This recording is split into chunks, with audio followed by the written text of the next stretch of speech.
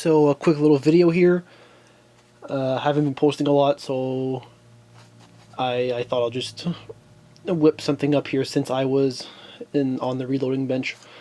I always wanted to try reloading some Salt Shot, your standard, Walmart Federal hulls here, 2 3/4, low brass, and I'll reload them with some large salt. So not your table salt, more like the stuff you'd put on roads in the winter for ice to melt, or just larger grain salt. I've always wanted to make some of these, so I thought I'd film the process. I already did 2 of them. They came out really nice. So let's get started. So obviously, first things first, you have your hull. These have been shot, so I need to deprime them. And by the way, the machine is it's completely optional. Obviously, shot shells are pretty easy to reload by hand. So let's go depriming. Primer falls out. I'm not even using the machine's like full capability or anything, so I'm only doing 5 shells. But I put the primer back in. There we go. Now they're primed.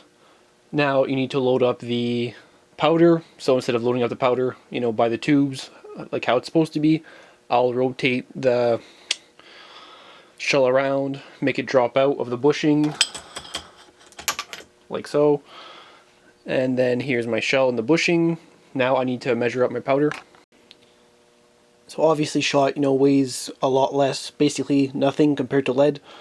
So I put quite a light load of International, about 20 grains. So, it'll get the job done. You don't want too much of pressure in there because you'll just explode the salt into dust. So, obviously no one wants that to happen. You want some consistency a little bit and a little bit of range. So now the powder's in, need to slap it back into the reloader. So reverse the process here. Stick it back in the bushing, rotate it around. So now for my wad, for 12 gauge I just use, this is a Winchester AA wad. I think it's like $10, I think, for 100. So about as cheap as can be. Just the press is barely even seated since I'm only doing a few shells here. Now the wad is in. Same process again for the salt. Get the point. I take it, drop it out, shell again.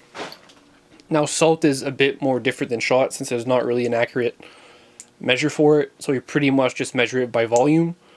So I'll just take the shell, fill it up until the shot cup is full, or the wad, whatever, same thing. Filled up the shot shell anyways to underneath the crimp line.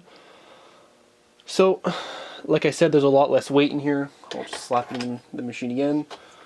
So, what's important with doing shot shells for them to have a consistent ignition is that the loads are very tight.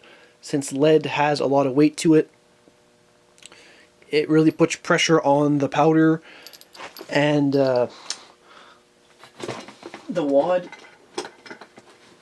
So you really want to have a compressed load because, from my experience, there's a lot of issues with igniting the powder if it's not well compressed. So you need to have some constant pressure on there. So if you don't have enough of a large load, it's not crimped properly. If there's some play, the wad will get up and the powder will get loose underneath. Pretty much why, if you've ever unloaded some shotgun shells, the powder will literally be clumped up, compressed together. So that's pretty much what you want. You want a solid powder down there, compressed. So pretty much the opposite of what a cartridge would be in a rifle. So I like to keep them, as really just as tight and compressed as possible. So then to have a good solid crimp, I'll just add a cork wad, 12 gauge cork wad. I'll make those myself. And now another precaution is I'll just use the powder tube as a light ram, just a super, just a light taps there just to really see everything. Once you don't feel anything moving, I'll move over to the crimp. Now the shell has been prepped. You can see there It's, I mean, I have an 8, I think, or 7 or 8 star crimp.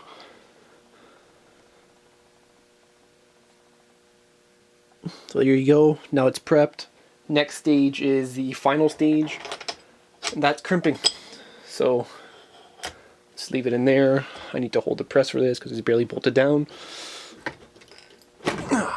Considerable amount of force. And then pop the shell out.